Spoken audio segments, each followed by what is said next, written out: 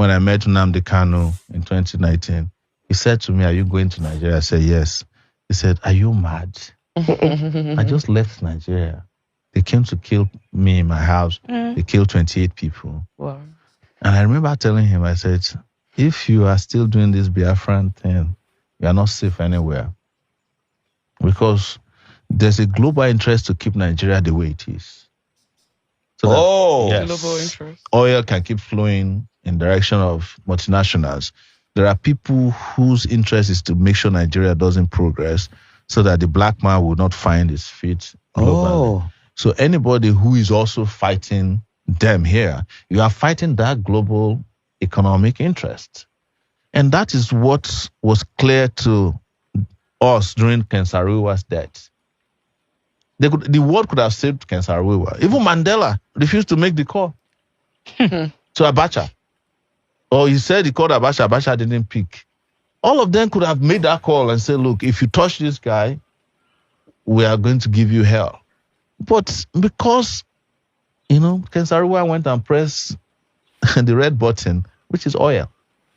Do you know why Ogoniland has over 62 billion cubic feet of gas? 62 billion. This is not even oil. Gas. Because what most people don't understand is that oil is going out of business.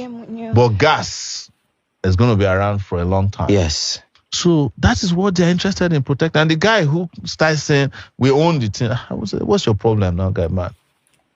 And they finished him. Global conspiracy. It's the same thing they did to Kanu now.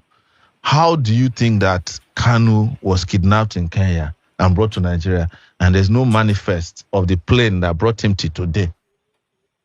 Even judges cannot ask for it. How did he get to Nigeria from Kenya? Who was the person who abducted him from the underground garage? Who was he expecting that made him to drive privately to that place and got kidnapped? Who are the people that kidnapped him? Because the Kenyan government came to court and said, "We're not aware. We don't know who did this."